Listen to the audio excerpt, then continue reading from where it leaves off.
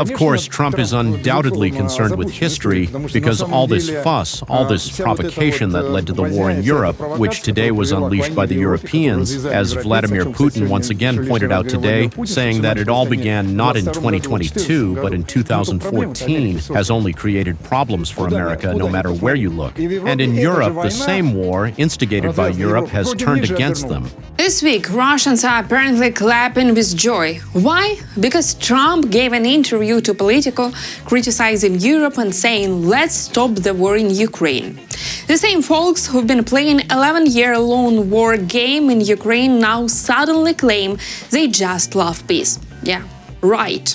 New week, new nonsense from Russia. I'm Sofia and this is Spin Snipers, where we turn Kremlin drama into quick reality checks.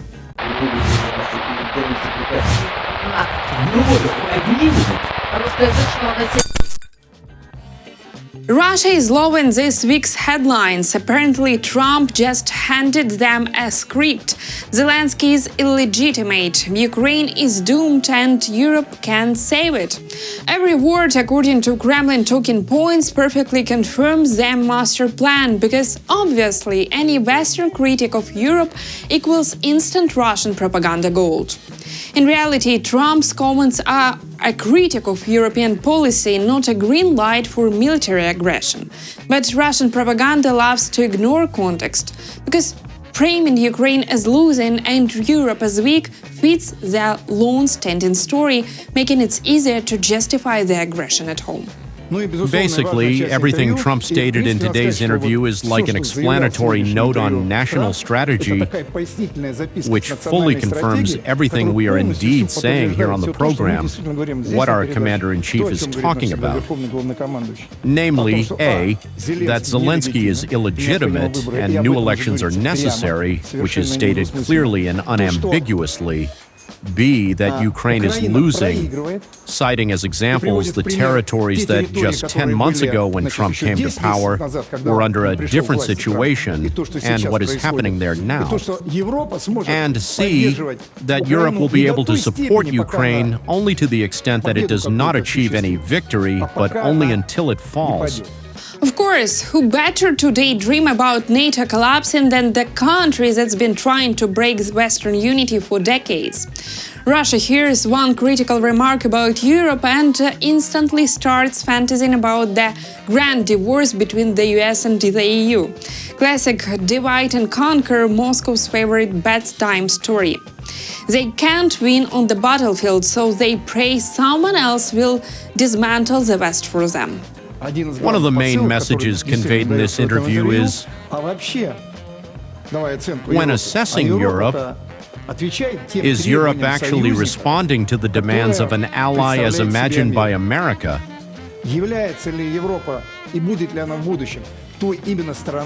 Is Europe, and will it be in the future, the very side that will comply with the agreement signed by European leaders in the late 1940s when NATO was created? Europe is toxic, Russia says, because it won't play by Moscow's rules. And voila, any US critic instantly becomes Kremlin-approved proof that Europe should shut up and follow orders. Absolute propaganda mess. Europe has become toxic. Europe is perceived in the United States, even by some of those we consider Euro-Atlanticists, as a source of problems. And Trump is simply showing that this is a strategic course. Europe must stop seeing itself as an independent player. Of course, today's hot topic is peace talks, but let's be real, putting Russia and peace in the same sentence is a trap. Kremlin mouthpieces keeps repeating, "We are ready for peace." Sure, if by peace you mean Ukraine surrendering completely. Russia does not hide it, they'll stop only when every one of their goals is met. And their goals, the complete destruction of Ukraine as an independent state. So yeah, Trump's so-called peace plan, they couldn't care less. Time to face reality. The key point is a fundamental understanding that a sustainable resolution is impossible without addressing the root causes of the crisis. The primary causes are well known and have been repeatedly mentioned by President Putin. Despite the need to recognize the realities, London, the leadership of the European Commission in Brussels, and the majority of NATO and EU member states take an openly destructive position on the Ukrainian issue. And of course, the main storyteller himself stepped in. Russia's favorite dictator, history buff, my food. Once again, he's spinning fairy tales about ancient Russian lands to justify a bloody war against a peaceful neighbor. Classic Kremlin bedtime story, rewrite history, excuse murder. Russia was formed in such a way that this was always part of Russia. There is no question about that. It's simply a natural fact, a historical reality. Even when the Soviet Union was created, there was a debate, I've already mentioned this. Donbass became part of the RSFSR. And then Vladimir Ilyich decided, as he put it in his own words from the document, to redecide. He redecided, and that was it. Donbass was transferred to Ukraine. That's how it happened.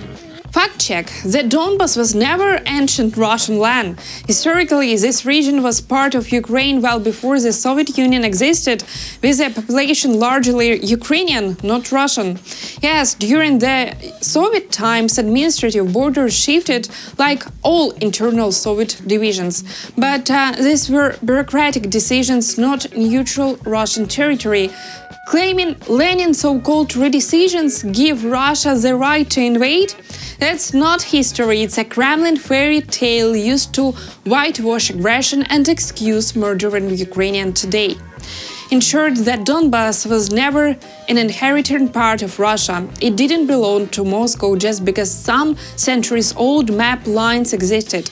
This fairy tale ignores centuries of local identity, culture, and legal reality, and it's being used as pretext for killing Ukrainians today.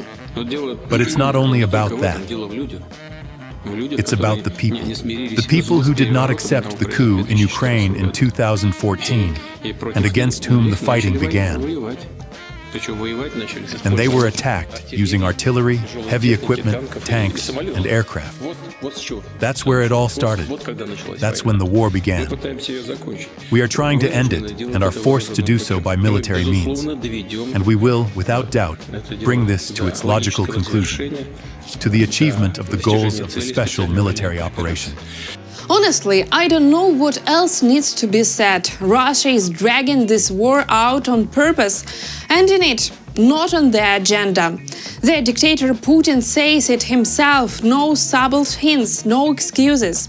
The plan is clear, keep fighting until Ukraine bends or breaks. Meanwhile, Europe is just trying to figure it out how to protect Ukraine from another possible Russian attack.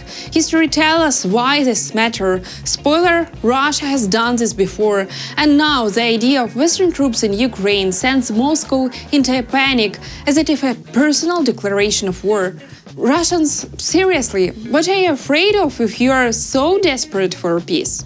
Having invested all of their political capital, however limited, into a war against Russia, using the hands and bodies of Ukrainian citizens, they remain trapped in hopeless political blindness, indulging in the illusion that they can somehow defeat our country. As the President emphasized, we are not going to fight Europe. We have no such intentions at all. But we will respond to any hostile actions, including the deployment of European military contingents in Ukraine or the expropriation of Russian assets, and we are already prepared for such a response. It's clear from Putin's own words that Russia is gearing up for a lone war, but that's not all. Kremlin mouthpiece Solovyev is now calling to strengthen the economy. Translation: keep the war machine running, no matter how much ordinary Russians suffer, because nothing says economy grows like funding bombs instead of hospitals. In my view, we need to return to a unified command in the economy. And broadly speaking, this is what the Supreme Leader said yesterday. He said that the task is to grow at rates above the global average and to create jobs. This is very important. Why? Because the war will last a long time. This became clear after yesterday's reflections of the insolent Zelensky. Meanwhile, the International Criminal Court is not planning to cancel the arrest warrant for Putin anytime soon. But Russia has cooked up the same old story about genocide in Donbass. Spoiler, we've all heard this nonsense since 2014. Before Russia invaded in 2014, people in Ukraine freely spoke Russian. Even the FSB-backed Moscow Patriarchate Church operated without a single problem. Now suddenly Moscow is signing the tragic tale of thousands killed. The only people dying are the ones Russia came to liberate. From Ukraine, from their own homes, from the chance to live. Now we are entering the legal field, where it must be stated that the Ukrainian authorities carried out genocide on ethnic, religious, political, and linguistic grounds. In other words, everything fits the criteria. Thousands of people have been killed, tens of thousands have suffered and continue to suffer and continue to be mistreated. And all of this fits remarkably well into the 1948 Genocide Convention. And of course, the blame game begins, this time targeting European leaders for supporting Ukraine. Simple logic from Moscow: if you're back common sense, congratulations, you are Russia's internal enemy. I also want Merz to be held accountable, the one who once smirked and said that the genocide of Russian people in Donbass was ridiculous. Scholz. And then there is the frozen assets. Yes, they actually brag about this on Russian TV. They've already declared themselves victors and could not care less about paying Ukraine a single cent in reparations. Only Moscow can level cities and villages, wipe out lives and act like it's just a casual Tuesday. In the statement by the G7 finance ministers, it is mentioned that there are plans to use the frozen assets until Russia pays reparations. Although, as is well known, the victor does not pay reparations. And while the EU is still trying to sort out how to financially support Ukraine, Russia does what it always does when it feels cornered. It starts barking threats. The logic is painfully familiar. If you can't influence the decision, try to scare the people making it.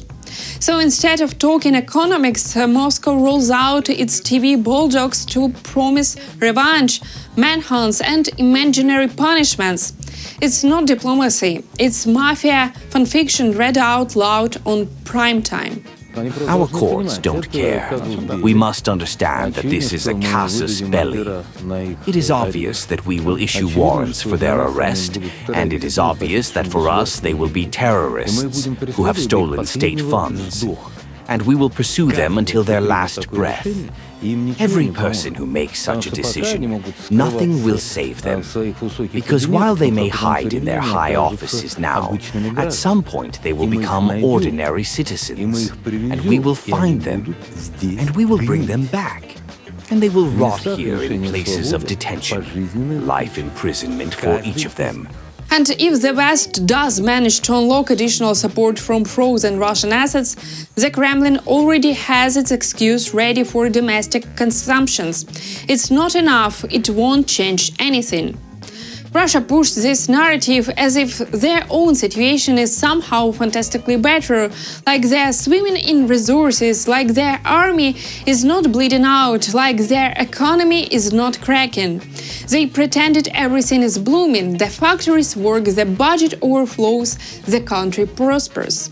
I very much doubt, to be honest, that these $300 billion will help them in any meaningful way because, as Jeffrey Sachs correctly said, they still need to be converted into shells, into equipment, and into other things. And most importantly, there is a resource that money cannot be converted into: people. And people in Ukraine, as we can clearly see, are demoralized, and this resource is not inexhaustible. Of course, this may prolong the agony to some extent, yes, but the Europeans are simply solving a short-term tactical problem while strategically shooting themselves in the foot. That's it for today. While the Russian propaganda machine keeps running, we'll keep exposing their lies. I'm Sofia, and this was Spin Snipers. Stay curious, stay skeptical, and don't fall for the spin.